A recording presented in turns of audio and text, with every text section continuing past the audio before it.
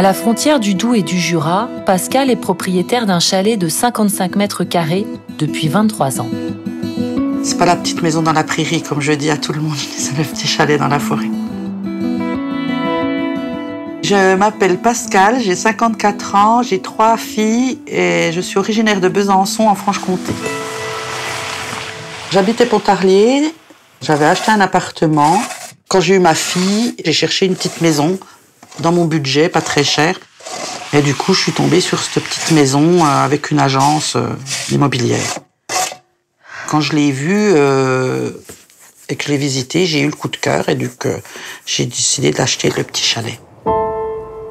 Il n'était pas très cher, je crois que ça devait faire dans les 60 000 € en euros. C'était des chalets touristiques. C'est pour ça qu'il y avait le minimum, quoi. Pas d'isolation, pas de chauffage central. À l'époque, en 2000, Pascal, qui est aide-soignante dans un EHPAD, pense qu'elle va pouvoir faire les travaux petit à petit.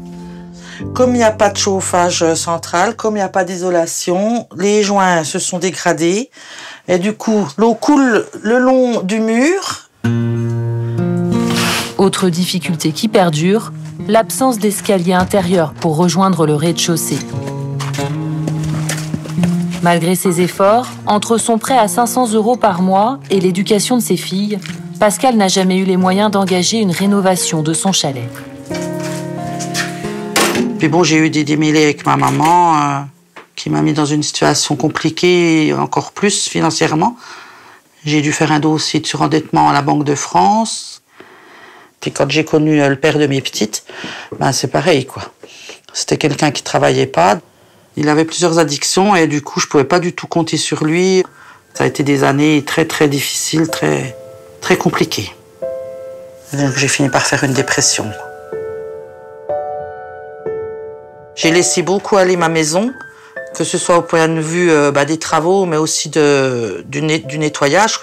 Donc j'ai beaucoup entassé de choses. C'était une déchetterie, hein, faut dire ce qui est.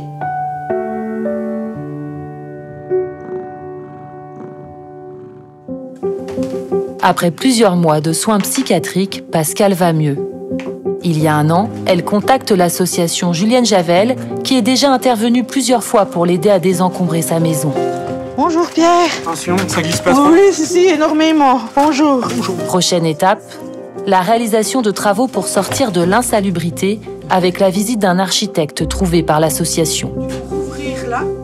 Ah oui, là c'est la douche, le joint de la douche qui fuit. Et puis j'avais une fuite, c'est moi qui ai rafistolé, vous voyez le tuyau là.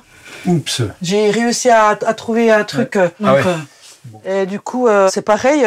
Je suis censée avoir une prise là pour ma machine à laver, mais à chaque fois que je veux brancher, il pète le fusible.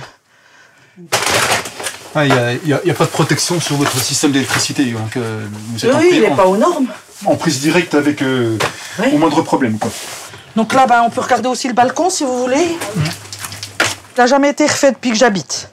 Les planches sont complètement pourries, vous voyez, là. Voyez. Voilà. Enfin, sincèrement, il faudrait interdire l'accès au balcon à partir de la porte d'entrée, hein. Que personne ne revienne ici, hein, tant qu'il n'y ait pas de travaux. Parce que quand on voit des garde-corps comme ça, c'est la première personne qui s'appuie dessus, elle tombe, là. Une première estimation porte le coût des travaux à 100 000 €. Pascal devrait bénéficier des aides de l'ANA, l'Agence nationale de l'habitat, à hauteur de 63 000 €, mais il reste encore plus du tiers à financer. Si on n'a pas un budget suffisant, on fera rien de vraiment constructif.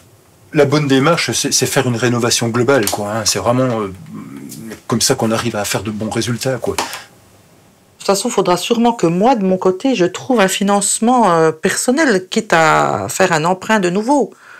Et ça, c'est un truc qui me... J'ai encore mes 2 ados à élever et tout. Enfin, c'est quelque chose... Niveau projection, là, c'est... Voilà, quoi. Moi, je veux bien aller taper à toutes les portes. Hein. Moi, je travaille plus, je peux aller partout. Toc, toc. Je peux même faire une cagnotte en ligne, si vous voulez.